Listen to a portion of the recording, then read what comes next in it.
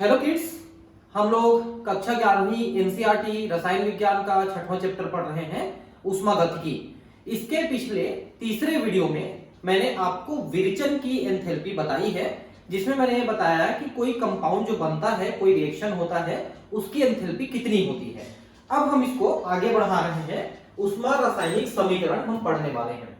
इसमें हम ये पढ़ेंगे कि कोई जो रासायनिक अभिक्रिया होती है उसमें किस तरह से ऊष्मा परिवर्तन होता है या एंथैल्पी परिवर्तन होता है, उसका एक बैलेंस इक्वेशन, एक संतुलित समीकरण हम कैसे लिखते हैं, इसको हम यहां पर देखेंगे। ठीक है, एक संतुलित रासायनिक समीकरण जिसमें उसके अभिक्रिया की एंथैल्पी परिवर्तन, वो अभिक्रिया है रिएक्शन, डेल एच आर का मतलब है अभिक्रिया में होने वाली एंथैल्पी परिवर्तन का मान भी दिया गया हो, ऊष्मा रासायनिक समीकरण कहलाता है।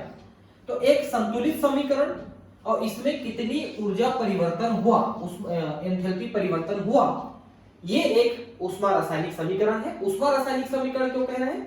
क्योंकि हमने इसमें ऊष्मा परिवर्तन जो है, एंथैल्पी परिवर्तन, इसको भी यहां पर लिखा है। अगर इसको नहीं लिखेंगे तो एक साधारण रासायनिक समीकरण बन जाएगा। लेकिन ऊष्मा रासायनिक समीकरण क्यों कह रहे हैं? क्योंकि ऊष्मा परिवर्तन को, एंथैल्पी परिवर्तन को भी यहां पर दिखा रहे हैं। हम एक समीकरण में पदार्थों की भौतिक अवस्थाएं अपर रूप अवस्था के साथ भी निर्दिष्ट करते हैं। ठीक है, जैसे यहां पर देखिए, एथिल एल्कोहल का एक अणु ऑक्सीजन के 3 अणु के साथ क्रिया करके, उसके साथ जल करके एल्कोहल आसानी से जलता है। शुद्ध एल्कोहल, पानी नहीं मिला होना चाहिए। इसीलिए एल्कोहल को आजकल पेट्रोल में भी 10% मिला करके ईंधन के रूप में प्रयोग करते हैं। तो ये CO2 के 2 अणु और H2O के 3 अणु बनाता है। अब इनमें एक और विशेष बात ध्यान दीजिए कि इसमें ये लिक्विड है, ये गैस है, ये गैस है और ये लिक्विड है। इन सभी को हमने दिखाया है, क्योंकि अगर हम इसमें इनको हम गैस ले लें, इसको भी गैस ले लें या सबको लिक्विड ले लें, तो ऊष्मा परिवर्तन में अंतर आ जाएगा। क्योंकि उनको द्रव में बदलेंगे तो ऊष्मा ज्यादा निकलेगी, गैस में बदलेंगे तो ऊष्मा अवशोषित होगी। लेकिन इस प्रक्रिया में जो एंथैल्पी परिवर्तन हो रहा है, अभिक्रिया की, रिएक्शन अभिक्रिया की जो एंथैल्पी परिवर्तन हो रही है, -1367 किलो जूल पर मोल। ठीक है, तो यहां पर 1 मोल एथिल अल्कोहल को जलाने से ऑक्सीजन की पर्याप्त मात्रा में इतनी ऊष्मा निकल रही है। इसीलिए अल्कोहल को हम जब जलाते हैं तो पर्याप्त ऊष्मा और ऊर्जा मिलती है हमको, जिससे हम आसानी से गाड़ी चला सकते हैं। इसलिए अल्कोहल को मैंने बताया पेट्रोल में मिलाना चालू किए हैं। उपरोक्त समीकरण निश्चित ताप एवं दाब पर द्रव एथेनॉल का दहन दर्शाता है। दहन मतलब जलना। एंथैल्पी परिवर्तन का ऋणात्मक चिन्ह दर्शाता है कि यह एक ऊष्माक्षेपी अभिक्रिया है, क्योंकि इसमें ऊष्मा निकल रही है, इसलिए ऊष्माक्षेपी अभिक्रिया है। अगर ये अवशोषण करती तो ऊष्माशोषी अभिक्रिया होती। ऊष्मा रासायनिक समीकरणों के संदर्भ में निम्नलिखित परिपाटियों को याद रखना आवश्यक है कि हम एक कैसे संतुलित समीकरण लिखेंगे। संतुलित रासायनिक समीकरण में गुणांक अभिक्रियाकों और उत्पादों के मोलों को निर्देशित करते हैं। तो जो अभिकारक है और जो उत्पाद हैं, उनके कितने कितने मोल उस अभिक्रिया में भाग ले रहे हैं, इसको दर्शाना बहुत आवश्यक है। डेल एच आर यानी अभिक्रिया की एंथैल्पी परिवर्तन का गणितीय मान समीकरण द्वारा पदार्थों के मोलों की संख्या के संदर्भ में होता है। मानक एंथैल्पी परिवर्तन की इकाई किलो जूल पर मोल होती है। ठीक है, तो कितने मोल कहां पर यूज हो रहे हैं या बन रहे हैं, उसके आधार पे हम इसका मानक एंथैल्पी परिवर्तन लिखते हैं, जो कि किलो जूल पर मोल में होता है। उपरोक्त धारणा को समझाने के लिए हम निम्नलिखित अभिक्रिया के लिए अभिक्रिया ऊष्मा की गणना करते हैं। देखिए, जैसे हम लिखते हैं Fe2O3, मतलब ये हो गया फेरिक ऑक्साइड। क्यों फेरिक ऑक्साइड हो गया? क्योंकि आयरन यहां पर 3+ कंडीशन में है, तो 3 दूनी 6 प्लस हो गया। ऑक्सीजन यहां पर 2- कंडीशन में है, तो ये भी 3 दूनी 6 हो गया। तो 6+ और 6- हो गया यहां पर, है ना। तो 3+ है, इसलिए फेरिक कंडीशन है।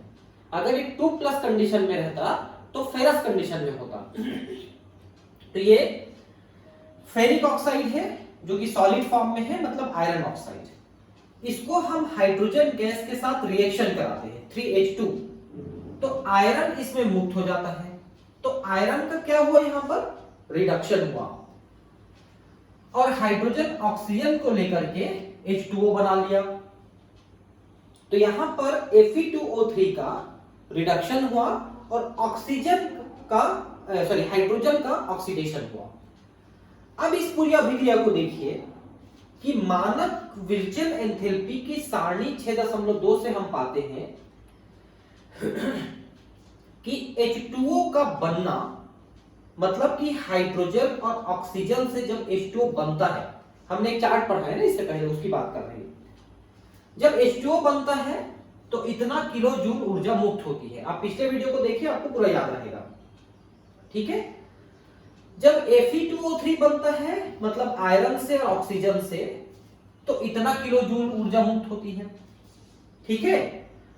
और अगर हम FeS, ये FeS है ना, थोड़ा यहां पर भी प्रिंट मिस्टेक है, FeS ऑक्सीजन के साथ और H2O, देखिए ये Fe सॉलिड है भाई, ठीक है, सॉलिड है, Fe सॉलिड, हाइड्रोजन गैस, ठीक है।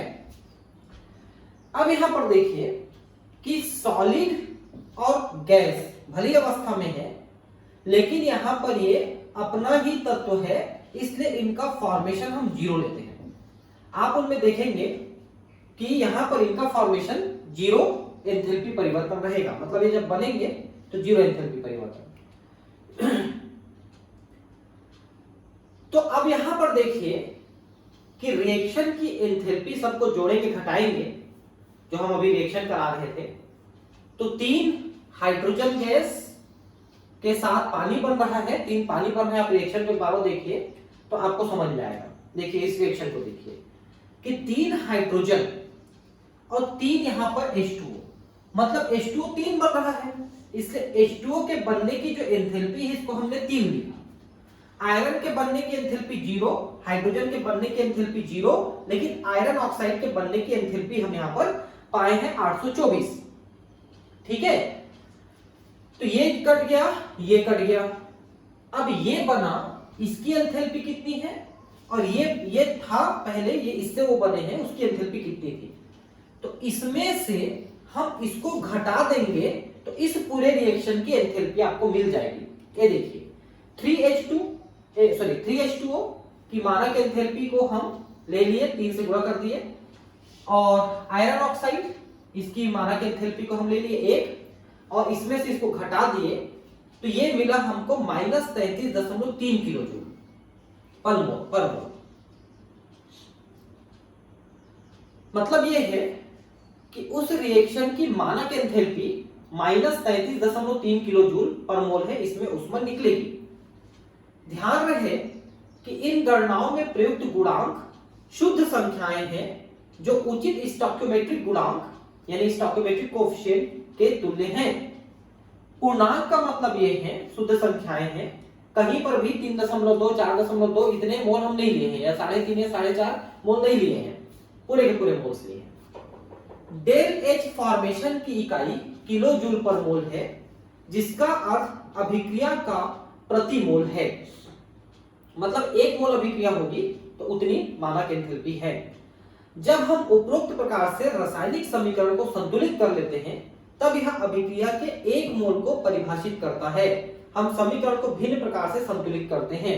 देखिए अगर हम इसको हाफ ले और इसको भी हाफ कर दें जितना लिए थे, तो यहां पर फिर आयरन 1 बनेगा और जो H2O बना ये भी पहले से हाफ हो गया। पहले वाले आप रिएक्शन को देख लीजिए पहले, तो आपको समझ में आएगा कि यहां पर आयरन आपने 2 बनाया है, हमको ये आयरन 1 बनते हुए देखना है। आयरन का हम फॉर्मेशन एंथैल्पी निकालना है ना, तो 1 आयरन के बनने को निकालना है अपने को।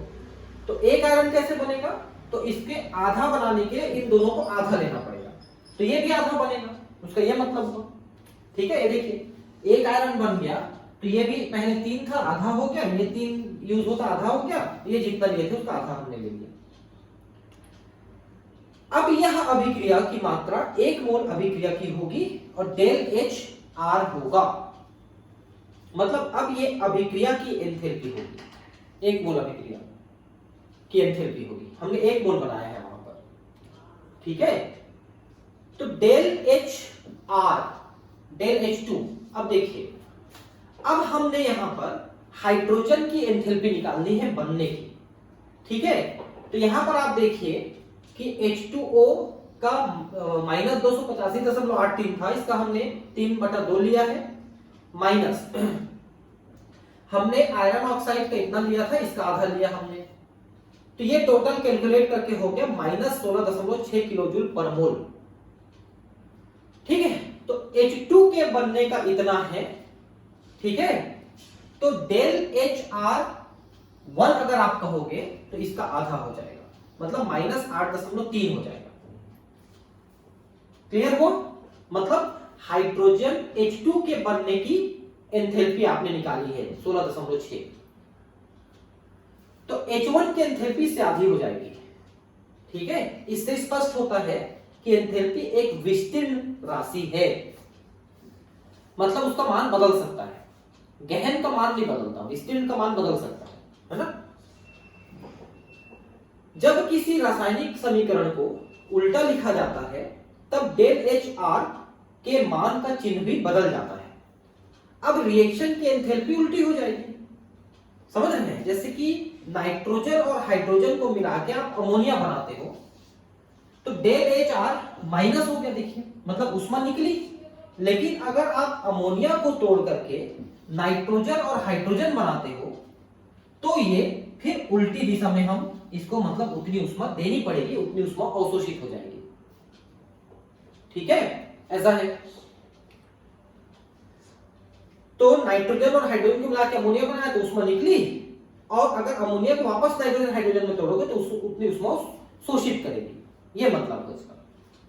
तो ये उष्मा छेपी हुआ, उल्टे में उष्मा शोषित हो गया, ऐसा हुआ, ठीक है। अब हेस का नियम, हेस का नियम क्या कहता है कि आप किसी रिएक्शन को करा रहे हो तो शुरुआत में क्या लिया और अंत में क्या बना, इनका मायने है।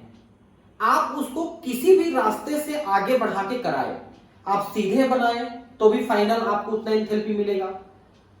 अगर आपने 2-3 स्टेप में फाइनल कराया तो भी टोटल में उतनी एंथैल्पी मिलेगी, समझ रहे हैं। मतलब चाहे रिएक्शन को सीधे कराइए, घुमा फिरा के कराइए, किसी भी रास्ते से कराइए, शुरुआत में कितनी एंथैल्पी थी, अंत में कितनी एंथैल्पी है, दोनों का जो अवस्था है, उन दोनों का जो गुणनफल है वो बराबर आएगा, आप किसी भी रास्ते से करिए, ठीक है। तो एक पद में या विभिन्न पदों में आप कराएंगे तो भी फाइनली आपको उतना ही एंथैल्पी मिलेगा परिवर्तन होते हुए, चाहे वो उष्माशोषी हो या उष्माक्षेपी हो।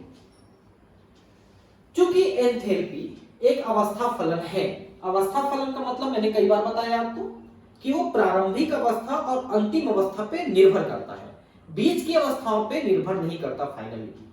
अतः एंथैल्पी परिवर्तन प्रारंभिक अवस्था अभिकारकों और अंतिम अवस्था उत्पादों को प्राप्त करने के पथ से स्वतंत्र होती है। मतलब अभिक्रिया आपने किस रास्ते से कराया है वो मायने नहीं रखता, मायने रखता है कि शुरू में क्या लिया, अंत में क्या बना।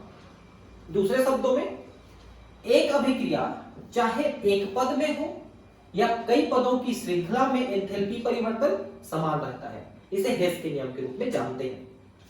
अनेक पदों में होने वाली किसी रासायनिक अभिक्रिया की मानक एंथैल्पी उन सभी अभिक्रियाओं की समान ताप पर मानक एंथैल्पियों का योग होता है, जिससे इस संपूर्ण अभिक्रिया को विभाजित किया जा सकता है।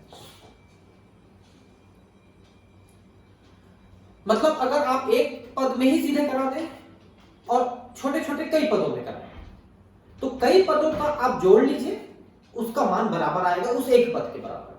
जैसे एक पद में आपने कराया तो 10 मिला एंथैल्पी, और आपने छोटे छोटे कई पदों में कराया, किसी में 4, किसी में 6, किसी में 2, किसी में 1, किसी में कुछ भी, तो उनको जोड़ेंगे तो भी आपको 10 आएगा, ऐसा कहना है, ठीक है। ये आइए हम इस नियम का महत्व एक उदाहरण के द्वारा समझें, ठीक है।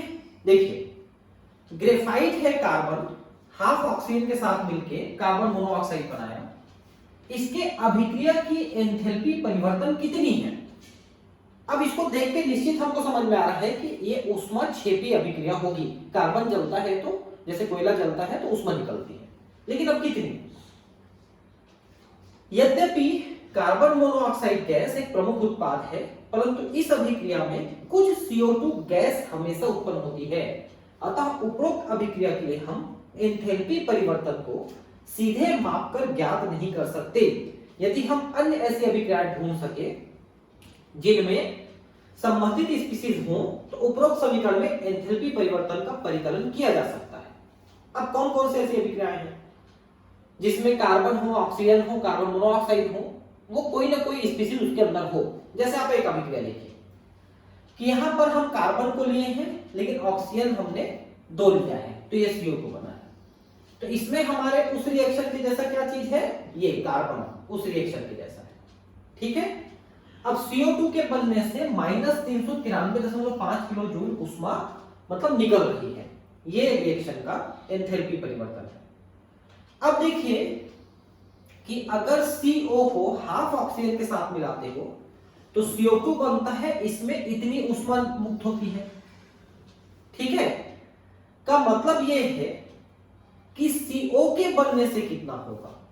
तो -393 में से -283 अगर हम घटा दें तो यह मान आ जाएगा, मतलब करीब करीब 110.5 किलो जूल आपका उत्तर आएगा। देखिएगा CO के बनने का।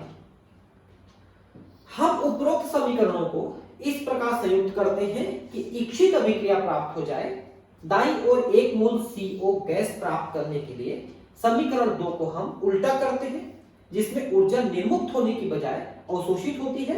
अतः हम डेल H के R के मान के चिन्ह को बदल देते हैं। अब देखिए हम सबसे पहले क्या किए कि हमने लिखा था ना कि CO प्लस हाफ O2 से इतनी ऊर्जा मुक्त हो रही थी, उल्टा लिख दिए तो इतनी ऊर्जा अवशोषित हो रही 283। ठीक है, अब इन दो अभिक्रियाओं को हम जोड़ें तो जोड़े तो हमको क्या मिलेगा?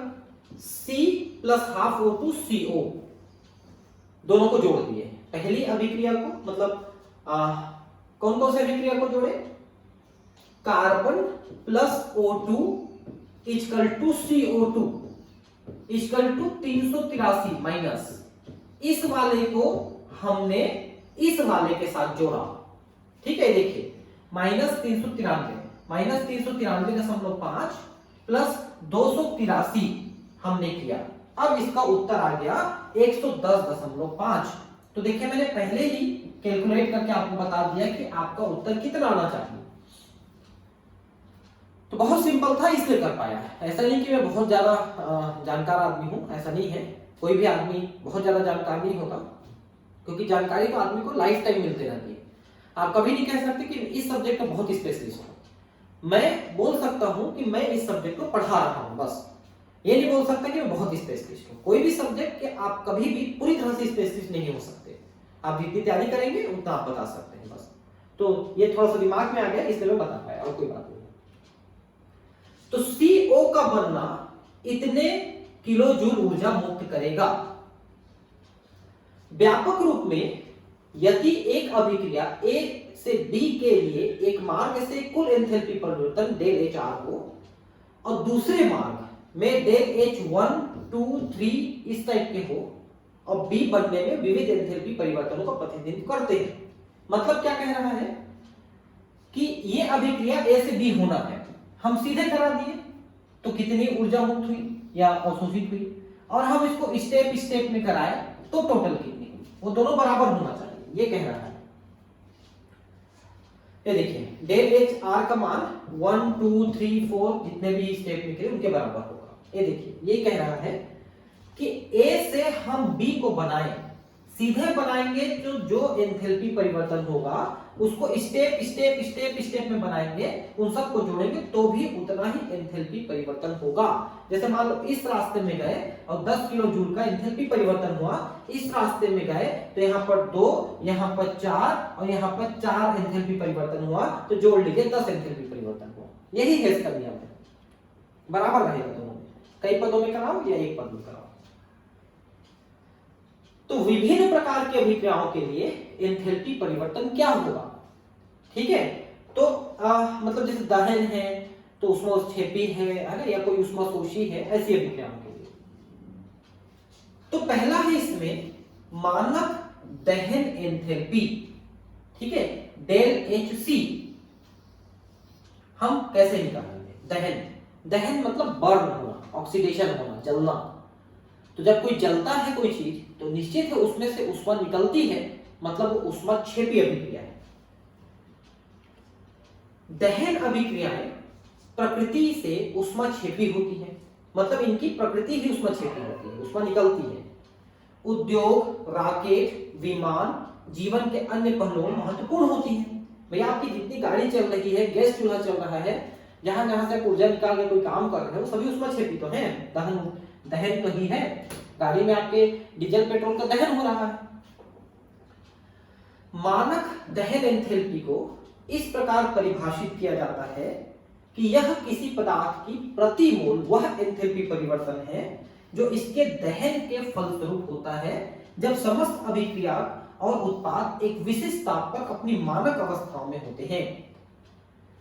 तो एक मोल को लेकर जला देते हैं अपन ऑक्सीजन की पर्याप्त मात्रा में, और सभी मानक कंडीशन में हो, सामान्य ताप पे हो, तो हम उसे, मानक कंडीशन का मतलब क्या है?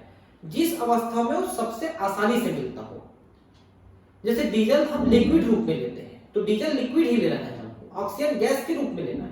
ये मानक अवस्थाएं, जो सबसे सामान्य अवस्था है वो मानक अवस्था है। खाना पकाने वाली गैस के सिलेंडर में मुख्यतः ब्यूटेन गैस होती है, C4H10। थोड़ी बहुत प्रोपेन होती है, लेकिन आपको ब्यूटेन लिखना है क्योंकि यहाँ पर केवल ब्यूटेन दिया है। ब्यूटेन के 1 मोल के दहन से 2658 किलो जूल ऊष्मा मुक्त होती है। इसके लिए हम ऊष्मा रासायनिक अभिक्रिया को लिख सकते हैं। C4H10 13/2 ऑक्सीजन, 4 CO2 और 5 H2O बने। तो यहां पर दहन ऊष्मा जो है, देखिए C का मतलब कंब्यूशन ना, बताना भूल गया मैं आपको। कंब्यूशन का मतलब होता है जलना, ठीक है, कंब्यूशन। C का मतलब कंब्यूशन, दहन। तो यहां पर दहन कितना हुआ? 2658 किलो जूल पर मोल। मतलब इस C4H10 के 1 मोल को आप लेते हो और उसको जलाते हो तो इतनी ऊर्जा मुक्त होगी, क्योंकि माइनस में है इसलिए ऊर्जा मुक्त होगी, ऊष्माक्षेपी अभिक्रिया है। इसी प्रकार ग्लूकोज के दहन से 2802 किलो जूल पर मोल ऊर्जा मुक्त होती है, जिसके लिए समीकरण ये है कि एक ग्लूकोज है, 6 O2 के प्रेजेंस में चलता है, तो CO2 6 और H2O 6 बनते हैं। तो इससे किलो जूल मिल रहा है 2802 किलो जूल मिल रहा है 1 मोल से, ठीक है। इसको जरा ध्यान रखेंगे। ये सब जो, देखिए एक चीज आप ध्यान रखिए, आप चाहे 11वीं क्लास की छात्र हैं या छात्रा हैं, या आप नीट या IIT JEE की तैयारी कर रहे हैं, आपको NCERT में जो जो एग्जाम्पल जिस जिस वैल्यू के साथ दिए हैं, आपको वही वैल्यू रख लेने हैं। जैसे इस साल भी नीट का अनुभव यही रहा कि पूरा ही केमिस्ट्री और बायोलॉजी NCERT से पूछा है। फिजिक्स में अभी आपको समय नहीं दे पा रहा हूँ, जरूर पढ़ाऊंगा आगे चल के हिंदी में, लेकिन केमिस्ट्री और बायोलॉजी आप जरूर पढ़ें मेरे चैनल से। मैं कोशिश कर रहा हूँ कि आपको आगे नीट के लिए भी क्वेश्चन आंसर करा सकूं, ठीक है। अभी केमिस्ट्री में मैं जो NCERT के आखिरी में क्वेश्चन आंसर वो जरूर करा रहा हूँ, लेकिन नीट के लिए भी क्वेश्चन आंसर कराऊंगा आगे चल के, बायोलॉजी में भी कराऊंगा, ठीक है। लेकिन थोड़ा समय का अभाव हो जाता है, इसलिए ज्यादा वीडियोस नहीं बन पाते, दिक्कत ये है। हमारे शरीर में भी दहन के प्रक्रम की तरह भोजन से ऊर्जा उत्पन्न होती है, यद्यपि अंतिम उत्पाद प्रकार के जटिल जैव रासायनिक अभिक्रियाओं की श्रेणी से बनते हैं, जिनमें एंजाइम उपयोग होता है। ये जो ग्लूकोज का दहन आप देख रहे हैं ना, वो दहन हमारे शरीर में होता है, कोशिकाओं में, सेल्स में, और वहां पर वो उसकी प्रक्रिया को हम कहते हैं श्वसन। ये जो हम सांस ले रहे हैं, छोड़ रहे हैं ना, ये तो श्वासोच्छ्वास है, ब्रीदिंग। एक्चुअली श्वसन क्या होता है? जो कोशिकाओं के अंदर होता है, जिसमें glycolysis, Krebs cycle, electron transport system चलता है। सारे वीडियोस बने हुए हैं, आप जाइए मेरे चैनल में देखिए, उसको कोई दिक्कत नहीं, बायो में। तो उसमें स्टेप वाइज हम इस ऊर्जा को मुक्त करते हैं, और जब हम ऊर्जा मुक्त करते हैं माइटोकॉन्ड्रिया वगैरह के द्वारा, तो उसमें से 40% ऊर्जा को हम कार्य वाले ऊर्जा में परिवर्तित करके एटीपी में संग्रहित कर देते हैं, और बाकी 60% ऊर्जा ऊष्मा के रूप में निकल जाता है, जिससे शरीर हमारा गर्म है। ये जो गर्मी है शरीर की, वो वही है। अब उदाहरण देखते हैं 6.9। बेंजीन के 1 मोल के दहन 298 केल्विन, मतलब कितने डिग्री हो गए ये? 25 डिग्री 1 एटीएम पर होता है, यानी एनटीपी पे हो रहा है, नॉर्मल टेम्परेचर प्रेशर, ठीक है। और एक होता है एसटीपी, स्टैंडर्ड टेम्परेचर प्रेशर। इसमें ये 25 डिग्री पे और ये 0 डिग्री सेल्सियस पे होता है, ठीक है। नॉर्मल टेम्परेचर प्रेशर, प्रेशर तो 1 एटीएम ही होता है दोनों। दहन के उपरांत CO2 H2O बनते हैं और 3267 किलो जूल ऊष्मा मुक्त होती है बेंजीन से। बेंजीन के लिए मानक विरचन एंथैल्पी की गणना करें। मतलब अब बेंजीन C6H6 के बनने की विरचन हमको बतानी है, इसके दहन का ऊष्मा दिया हुआ है। CO2 एवं H2O के लिए मानक विरचन एंथैल्पी दिया है, देखिए -393.5 और -285.83 किलो जूल पर मोल। ये आपके CO2 और H2O का दिया हुआ है और आपको बनाना है बेंजीन। तो बेंजीन का बनना कैसे होता है? तो कार्बन ले लीजिए 6 और हाइड्रोजन के 6 एटम यानी 3 अणु, तो C6H6 बन गया, ये बेंजीन बना। अब बेंजीन की मानक विरचन एंथैल्पी कितनी होगी ये देखना है। तो अब रिएक्शन को हम लिखते हैं सबसे पहले कि 1 मोल बेंजीन को आप जलाओगे तो आप 6 CO2 और 3 H2O बना रहे हो, उसमें लिखा भी है इतना, तो इतना ऑक्सीजन भी लगेगा, ठीक है। और कंब्यूशन की एंथैल्पी यानी कि दहन की एंथैल्पी दी हुई है आपको, मतलब इस रिएक्शन की एंथैल्पी दी हुई है। और 1 मोल CO2 कैसे बनता है? तो कार्बन और ऑक्सीजन मिलकर CO2 बनते हैं, इनका भी दिया हुआ है आपको। और H2O कैसे बनता है? तो H2 और हाफ O2 मिलकर H2O बनता है, इसका भी दिया हुआ है। अब आपके पास 4 समीकरण हैं, ठीक है। तो समीकरण 3 को 6 से गुणा करें और 4 को 3 से गुणा करें। अब क्या आते हैं देखिए, क्योंकि देखिए होता क्या है, आपका जब बेंजीन जल रहा है उस समय 3 H2O और 6 CO2 बन रहे हैं, इसलिए CO2 वाले फार्मूले को 6 से और H2O वाले फार्मूले को 3 से गुणा करेंगे। ये देखिए, ठीक है। तो CO2 6 बन गए, तो 6 से गुणा करें तो टोटल उसका मान इतना आया, और H2O भी 3 से गुणा कर दिए तो टोटल मान इतना आया, जितना दिया है उनको 6 से और 3 से गुणा कर दिए, ठीक है। अब इन दो समीकरणों को हम जोड़ देंगे, इस समीकरण को इस समीकरण को जोड़ेंगे, ठीक है। तो टोटल आपका बन जाएगा कार्बन, हाइड्रोजन, ऑक्सीजन मिलके CO2 भी बनाए, H2O भी बनाए, ठीक है। ये दो चीजें बनी। अब इसका एंथैल्पी परिवर्तन कितना हुआ? 3218, क्योंकि ये जो दिए हुए हैं उन्हीं को आप जोड़ दोगे तो 3218 हो गया माइनस में, क्योंकि आपने इन सब को जोड़ा उतना मान लिख करके, ठीक है ना। समीकरण 2 को उल्टा करने पर, अब समीकरण 2 कौन सा था? ये देखिए समीकरण 2 है, ठीक है। क्या था? बेंजीन और 7.5 ऑक्सीजन मिलके 6 CO2 और 3 H2O बनाए तो इतनी ऊर्जा मिलती है। इसको उल्टा लिखोगे तो इतनी ऊर्जा लगेगी, उल्टा लिख दिया, यहां पर लिख रहा है उल्टा लिखने पर। ये देखिए बेंजीन को आप बना रहे हो तो CO2 और H2O को मिला के बेंजीन बना रहे हो तो इतनी ऊष्मा लगेगी, ठीक है। और एक और समीकरण आपको मिला था 5वां, और ये मिला आपका 6वां। 5वां समीकरण क्या मिला था इसको भी देख लीजिए, ये 5वां समीकरण, ठीक है। और यहां पर मिला था कार्बन और हाइड्रोजन मिला के और ऑक्सीजन मिला के CO2 और H2O बन रहे हैं, तो ये 5वां है। इन दोनों को यानी 5 और 6 को जोड़ दिए तो कार्बन और हाइड्रोजन को जोड़ने पर C6H6 मिलेगा, ये हम कैलकुलेट करेंगे। 5 और 6 को जोड़े तो ये आ गया 3267 में से, ये देखिए 3218 को आपको घटाना पड़ेगा क्योंकि माइनस है, जोड़ने का घटाने का, तो 48.51 किलो जूल मिल रहा है। मतलब कि अगर आप बेंजीन को सीधे बनाते हैं हाइड्रोजन और कार्बन से तो इतनी ऊष्मा लगेगी, क्योंकि डेल H फॉर्मेशन प्लस में है तो ऊष्मा शोषी अभिक्रिया है, उतनी ऊष्मा देनी पड़ेगी आपको, उतनी ऊर्जा देनी पड़ेगी, ये मतलब है, ठीक है। अब नेक्स्ट है कणन की एंथैल्पी। अब कणन की एंथैल्पी क्या है? कणन का मतलब है कि अणु में से उनके परमाणुओं को अलग अलग कर देना, एटोमाइजेशन, परमाणुीकरण, परमाणुओं को अलग करना। जैसे आप यहां पर देखिए कि हाइड्रोजन एक अणु है जिसमें दो परमाणु जुड़े हैं, इनके दोनों परमाणु को अलग करना कणन कहलाएगा, एटोमाइजेशन। इसलिए एटोमाइजेशन की एंथैल्पी, ठीक है। ये देखिए, तो दोनों परमाणु को अलग करने के लिए आपको ऊष्मा देनी पड़ेगी, ऊर्जा देनी पड़ेगी। इतनी ऊर्जा देंगे तब दोनों अलग हो जाएंगे हाइड्रोजन, और दोनों को फिर जोड़ दोगे तो उतनी ऊष्मा वो वापस निकल जाएगी।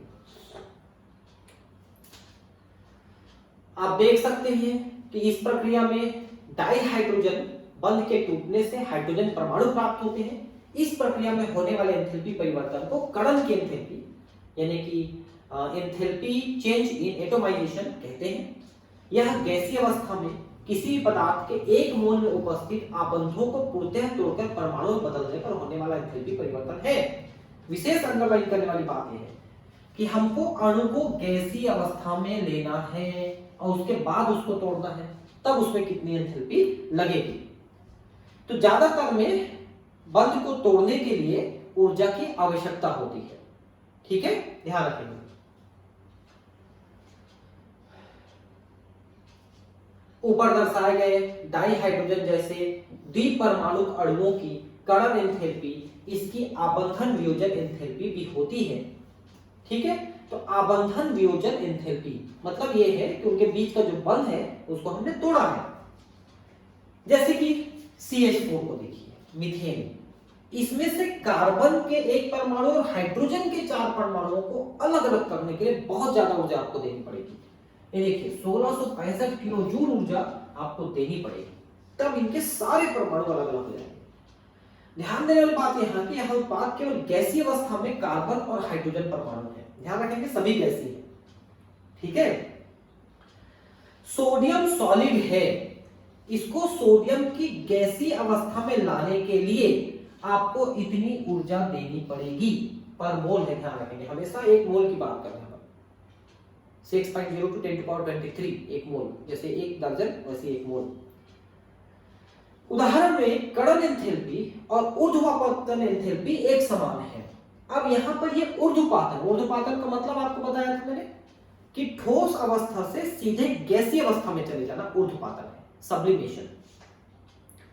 कपूर उड़ जाता है सीधा, कैम्फर, वैसे डामर गोली, नैप्थलीन, वो भी उड़ जाता है, ठीक है। डामर गोली लाते हैं ना, जैसे किचन में बाथरूम वगैरह में रखते हैं तो चूहे कीड़े वगैरह वहां जल्दी नहीं आते हैं, तो डामर गोली कहलाता है, वो नैप्थलीन है।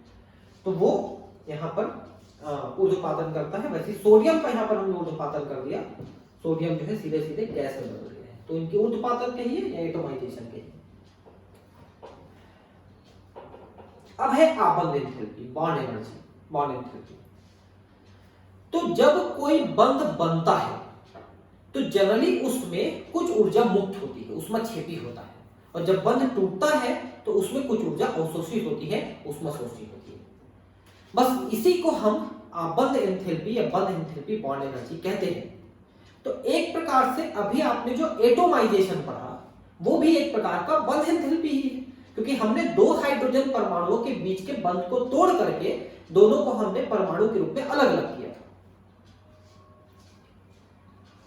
सामान्य अभिक्रियाओं में रासायनिक आबंध टूटते एवं बनते रहते हैं। आबंध टूटने के लिए ऊर्जा की आवश्यकता होती है और आबंध बनने में ऊर्जा मुक्त होती है।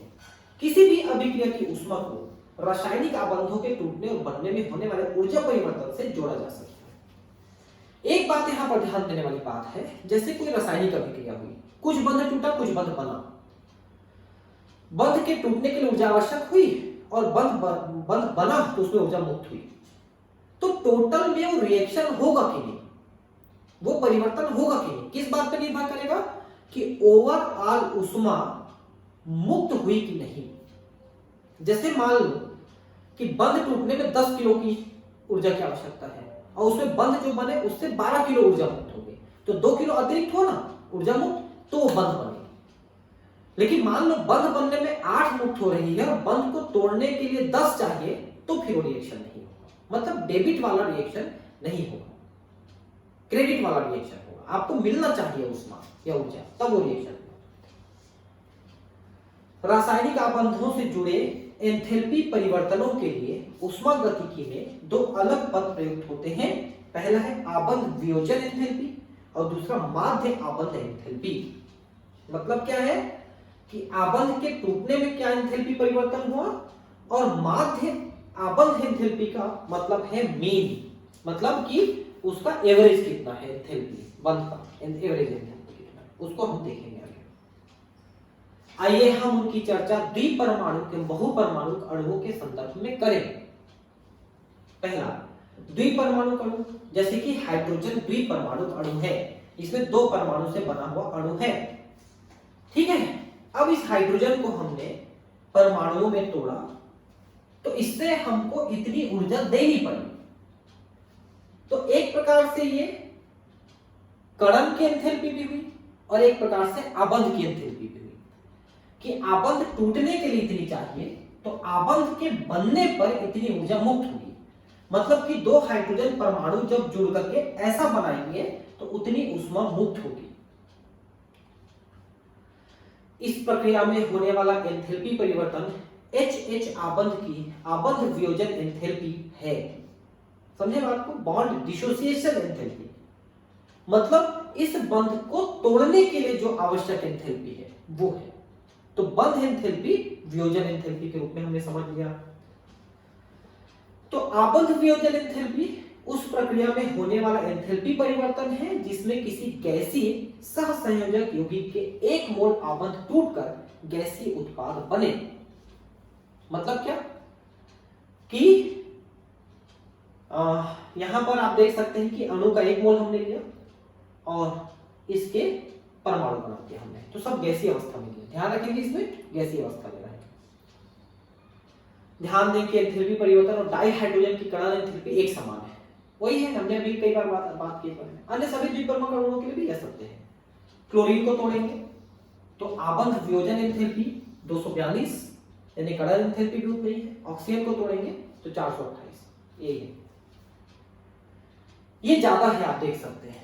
इसका कारण ये है एक तो कि ऑक्सीजन में दो बंध हैं, दो बंध त्रिबंध हो, दो या तीन बंध हो तो ज्यादा ऊर्जा लगेगा, ज्यादा ऊर्जा निकलेगी बनने में, ऐसा है। बहुपरमाणु अणु में आबंध वियोजन ऊर्जा का मान एक अणु में भिन्न बंधों के लिए भिन्न होता है। अब देखते हैं इसको कैसे बहुपरमाणु अणु में।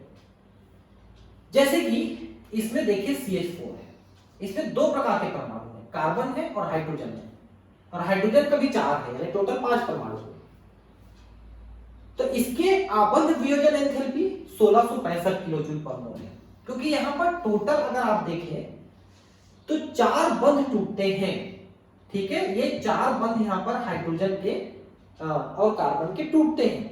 तो 4 बंधों के टूटने से काफी ऊर्जा की आवश्यकता होगी, और जब ये 4 बंध बने थे तो उतनी ऊर्जा मुक्त हुई थी। और जब इस मीथेन को और आगे ऑक्सीजन के साथ रिएक्ट करा के जलाओगे तो और बहुत ज्यादा ऊर्जा मुक्त करती है, ठीक है। यही तो रहता है बायोगैस में, जो जल करके ऊर्जा मुक्त करती है।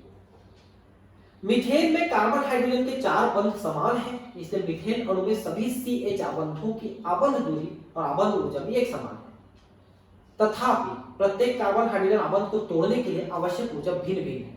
अब देखिए, भले ही कार्बन के चारों हाइड्रोजन एक जैसे जुड़े हैं, बंध लंबाई वगैरह सब कुछ सेम है, लेकिन उनको अलग अलग तोड़ने के लिए आपको अलग अलग ऊर्जा खर्च करनी पड़ेगी। जैसे देखिए CH4 में से एक हाइड्रोजन को तोड़े पहले वाले को तो 427 किलो जूल की आवश्यकता हुई, लेकिन जब दूसरे हाइड्रोजन को तोड़े तो आपको 439 यानी ज्यादा, फिर तीसरे हाइड्रोजन को तोड़े तो 452 और चौथे हाइड्रोजन को तोड़े तो 347, अब फिर से कम होगा। इसके पीछे कई कारण होते हैं, बताऊंगा मैं।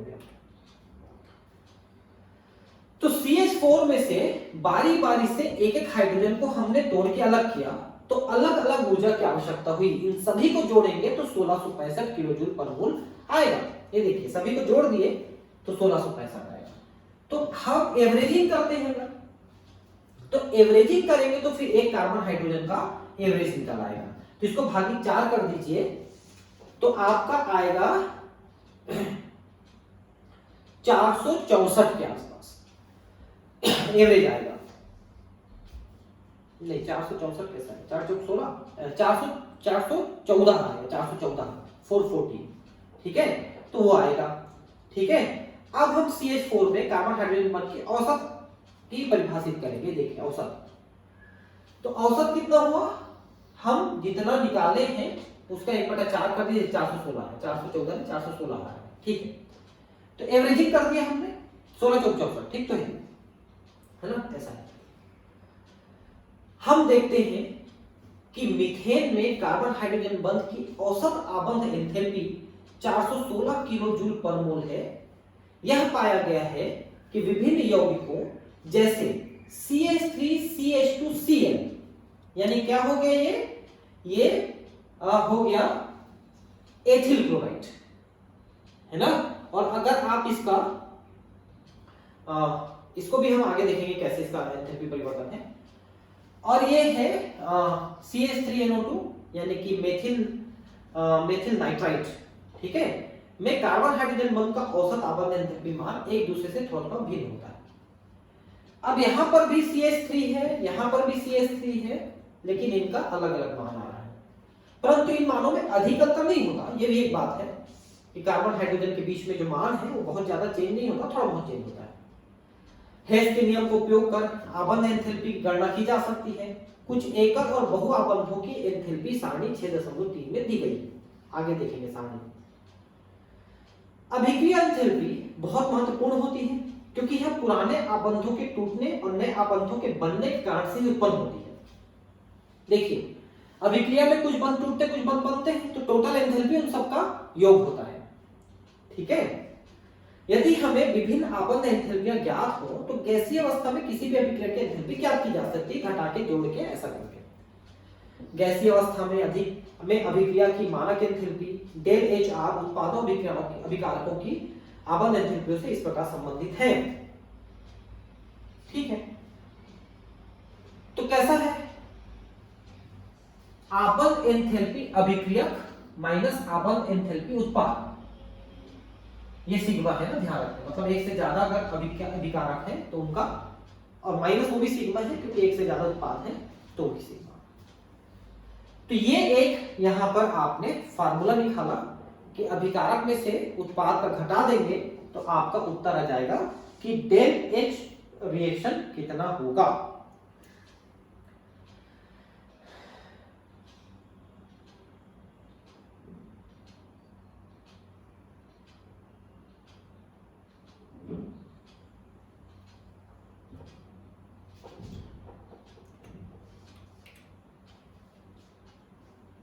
यह संबंध उस समय विशेष उपयोगी होता है जब डेल एच फॉर्मेशन का मान ज्ञात ना हो, है ना। अगर आपको किसी चीज का निर्माण का जो एंथैल्पी है वो नहीं पता है तो आप जोड़ घटा करके निकाल सकते हो, जैसे भी हमने कुछ देर पहले निकाला भी है।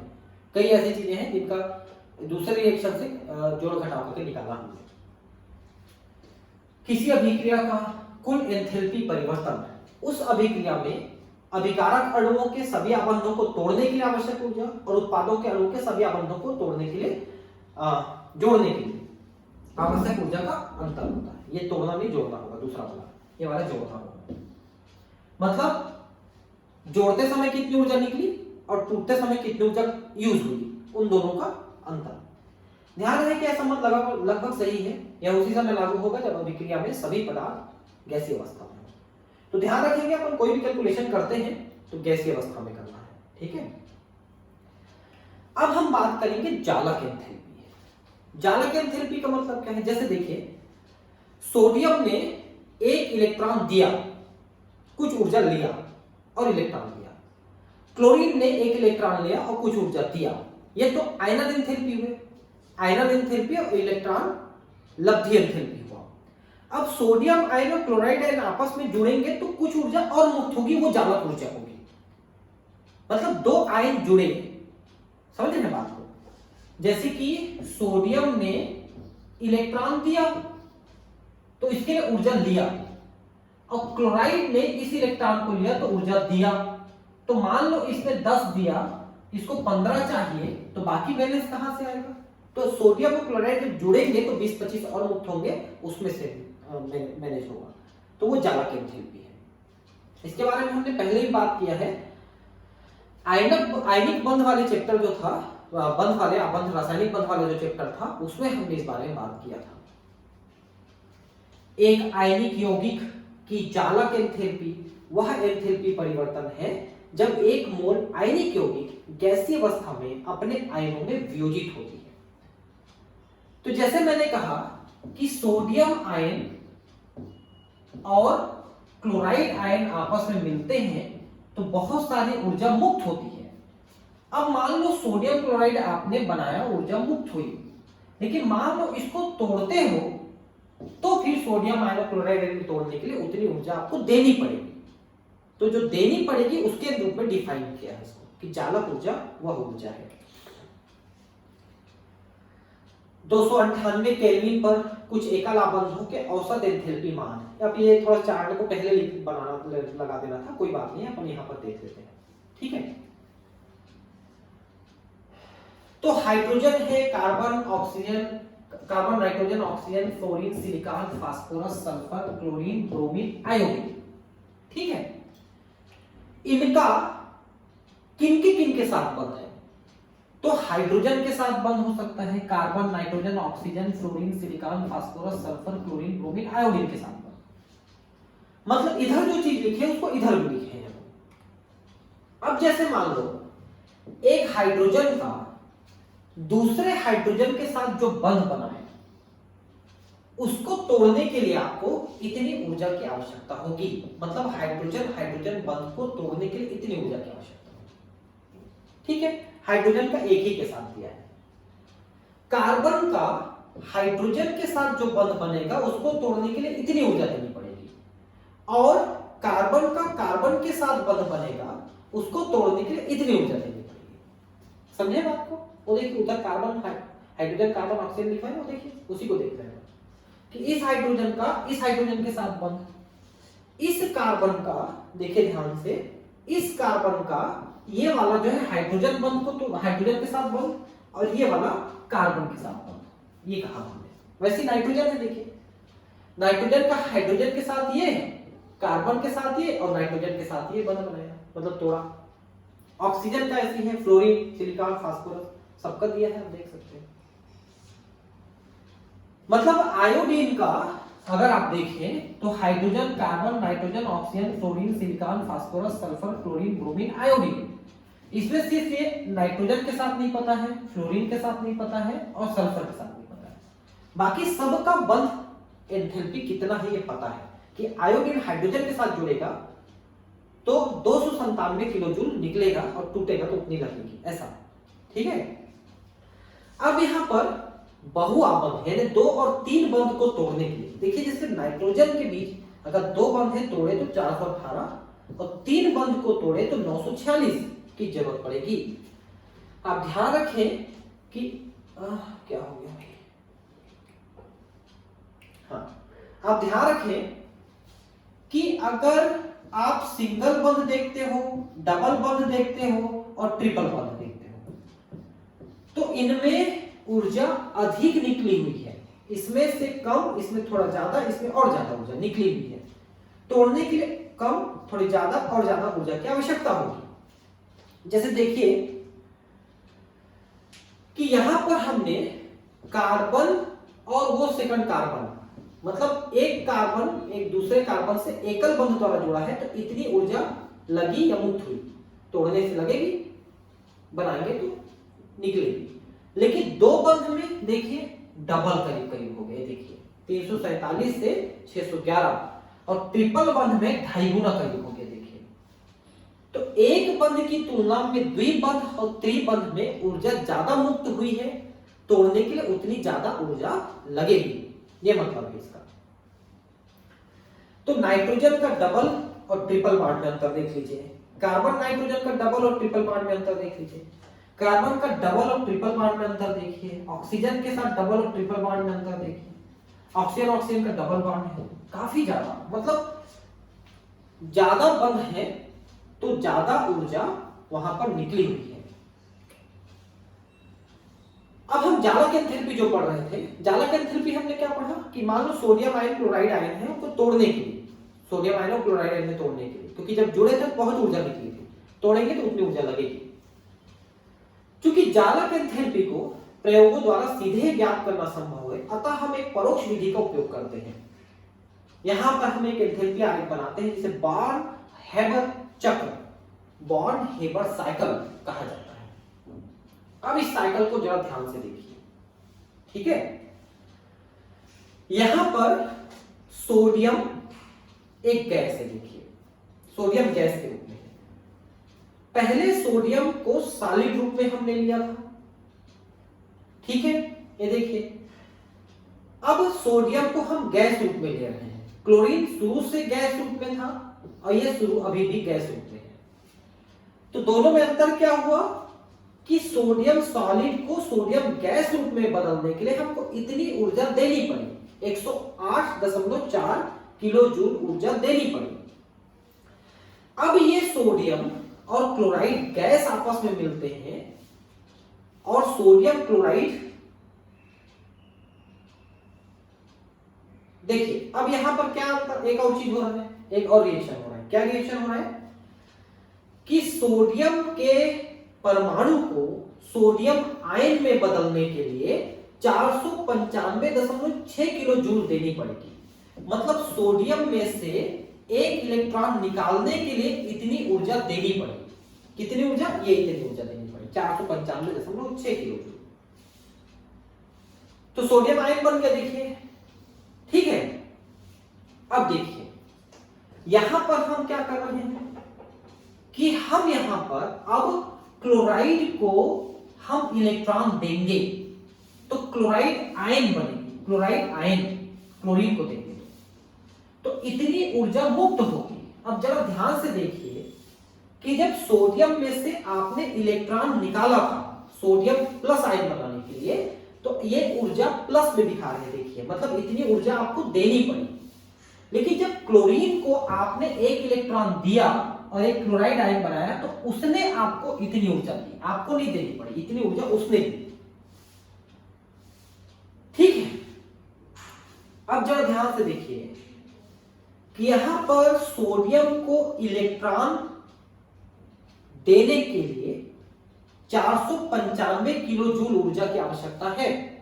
मतलब कि मैं इस रिमोट को देना चाहता हूं, इसके लिए मैं मान लो 1000 रुपए चाहता हूं और तुम इस रिमोट को लेना चाहते हो और तुम उसके बदले सिर्फ 800 रुपए देना चाहते हो। तो मुझे 1000 चाहिए, तुम 800 दे रहे हो, तो ये 200 कहां से आएगा? तो ये 200 तब आएगा जब मैं और आप मिल करके एक साथ बैठ जाएं, तो उससे भी 200 रुपए कहीं से पैदा हो जाएगा, हम ऐसा काम करेंगे। तो वही देखिए कि क्लोरीन ने इलेक्ट्रॉन लेने के लिए 348 ऊर्जा दिया, लेकिन ये 495 से कम है जो इलेक्ट्रॉन से सोडियम से इलेक्ट्रॉन लेने के लिए चाहिए। मतलब सोडियम इतने एनर्जी को लेकर के इलेक्ट्रॉन देगा 495 लेकर के, लेकिन क्लोरीन जब इलेक्ट्रॉन लिया तो उसने 495 नहीं दिया, सिर्फ 348 दिया। तो बाकी बैलेंस आप कहां से पूरा करोगे? तो बाकी बैलेंस तब पूरा होगा जब ये सोडियम आयन और क्लोराइड आयन आपस में जुड़ेंगे तो कुछ ऊर्जा मुक्त करेंगे NaCl बनाने के लिए, और वो ऊर्जा होती है 411, इतनी ऊर्जा मुक्त करेंगे। तो इसमें से उस बैलेंस को पूरा कर देंगे। जैसे 495 हुआ और 348 हुआ, मतलब 50 और 2 52, 51 की कमी है, 51 और 151 की कमी है, और ये उतनी हमको देनी है। तो ये इसमें से हम बैलेंस करेंगे कि सोडियम और क्लोराइड जुड़ेंगे तो 411 मुक्त करेंगे, इलेक्ट्रॉन लेकर के क्लोराइड ने भी 348 मुक्त किया था, तो टोटल मुक्त कितने हो गए? तो टोटल मुक्त हो गए 411.2 और 348.6, इतने मुक्त हुए। ये ठीक से लिखा नहीं रहा है, ये पेन से थोड़ा सा डिस्टर्ब हो गया है इसलिए। तो 6 2 8, ठीक है, और 9 5 और 8, ये 7। तो करीब करीब 760 किलो जूल मुक्त हुआ, 760 मुक्त हुआ, और लगा कितना 495, यानी करीब करीब 500। तब भी 265 के आसपास आपके पास बच जा रहा है। तो ये ऊर्जा काफी ज्यादा है 265, यानी कि सोडियम क्लोराइड आराम से बनेगा, इतनी टोटल ऊर्जा मुक्त हो जाएगी 265, और वही काफी ज्यादा ऊर्जा है, इसलिए सोडियम क्लोराइड स्थायी पदार्थ है और ठोस रूप में आपको मिलता है। ठीक है, ये अंतर है दोनों में। तो आप समझ गए होंगे मैं क्या बोल रहा हूं। ठीक है, कि सोडियम क्लोराइड आपने बनाया तो आपको कहां कहां कितनी कितनी ऊर्जा की जरूरत पड़ी और कितनी कितनी ऊर्जा मिली। तो जरूरत पड़ी सिर्फ एक जगह, ठीक है, 2 जगह जरूरत पड़ी। हाँ, एक चीज और देखिए कि सोडियम सॉलिड को सोडियम गैस बनाने के लिए भी आपको 108 की आवश्यकता पड़ी थी, उसको भी घटाएंगे 265 में से, मतलब वो करीब करीब 150 के आसपास ही बच रहा है। ठीक है, उतनी ऊर्जा मुक्त हो गई, बाकी ऊर्जा खप गई अंदर ही अंदर। ठीक है, अब हम निम्नलिखित पदों में सोडियम क्लोराइड की चालक ऊर्जा की गणना करेंगे। तो सोडियम सॉलिड से गैस बनाए 108 की जरूरत पड़ेगी, सोडियम को आयन बनाए 496 की जरूरत पड़ी, क्लोराइड के, हाँ यहां पर एक चीज और है, देख यहां पर यूज हो रहा है, क्लोराइड के Cl2 को Cl में बदलने के लिए हाँ आपको 121 किलो जूल की आवश्यकता हुई, जिसमें 2 Cl मिला। ठीक है, तो 1 Cl के लिए आपको नहीं, एक ही Cl मिला ना, हाफ लिया है, एक ही Cl मिला 121। ठीक है, इतनी ऊर्जा की जरूरत पड़ी, और Cl को आयन बनाने के में आपको इतनी ऊर्जा मिली, बाकी जगह दिया आपने। एक 3 में आयरन एंथैल्पी, इलेक्ट्रॉन लब्ध एंथैल्पी के बारे में पढ़ा है, जो केमिकल बॉन्डिंग थ्योरी के वास्तव में पद ऊष्मागतिकी से लिए गए हैं। पहले इन पदों की जगह आयनन ऊर्जा और इलेक्ट्रॉन बंधुता पदों का प्रयोग किया गया था। ठीक है, ठीक है, इसके बारे में फिर से एक बार दे दिया है, इसको भी पढ़ते हैं अपन। ठीक है,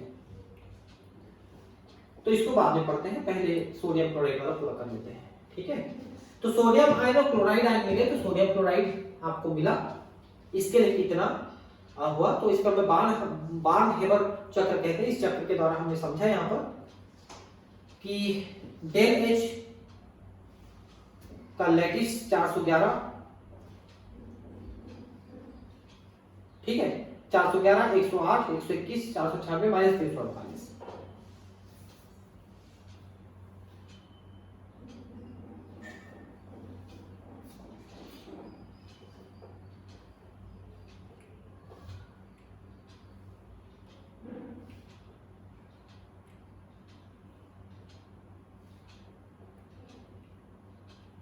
ठीक है, तो हेस के नियम के अनुसार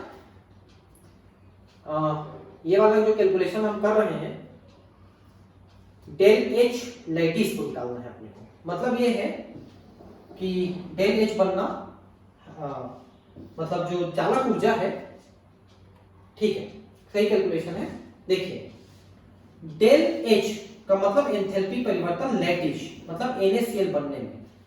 तो क्या क्या जगहों पे यूज हुआ और कहां कहां पर निकला, इन सबको कैलकुलेट करेंगे तो प्लस 788 किलो जूल पर मोल आ रहा है। मतलब Na आयन और Cl आयन से NaCl बनेगा, तो इतने किलो जूल ऊर्जा मुक्त होगी। उन सभी को जोड़ के एक चीज को घटा देते हैं। ठीक है, अब हम इस जालक, यहां पर क्या लिखा है, इस प्रक्रिया के लिए आंतरिक ऊर्जा इसके 2RT कम होगी, क्योंकि डेल Ng इक्वल टू 2, जो प्लस 783 किलो जूल मोल के बराबर होगी। ठीक है, कोई ज्यादा चीज नहीं है जिसको आपको समझना है। अब हम इस जालक एंथैल्पी के मान की सहायता से विलियन एंथैल्पी का परिकलन कर सकते हैं।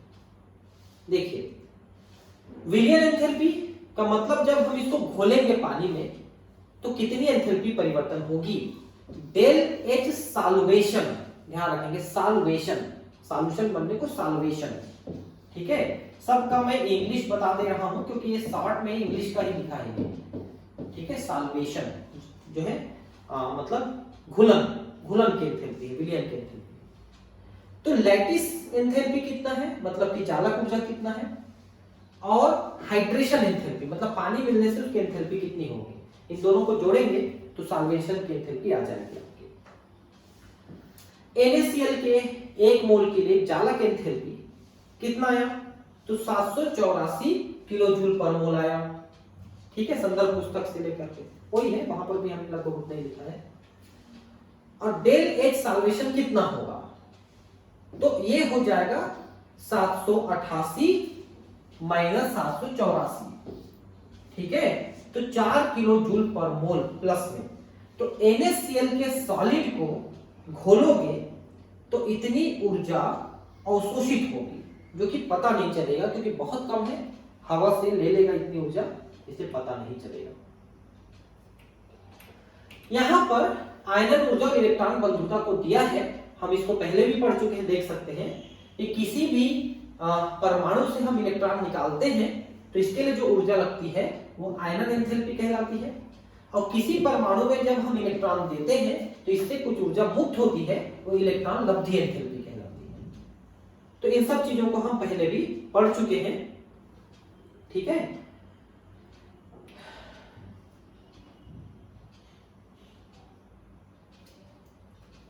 डेल एच आर मतलब यहां पर रिएक्शन की एंथैल्पी परिवर्तन कितनी है? तो ये तो 0 हो जाएगी, और del H R C P dt मतलब इसकी कितनी ऊष्माधारिता है निश्चित दाब पर किसी टेम्परेचर पर, इसको लेकर के हम कैलकुलेट करेंगे। ये वाला पार्ट भी ज्यादा इंपॉर्टेंट नहीं है, इसलिए इसमें ज्यादा दिमाग खपाने की जरूरत नहीं है।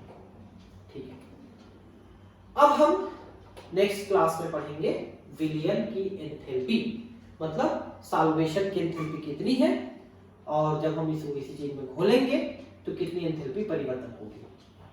अगली क्लास में। Thank you.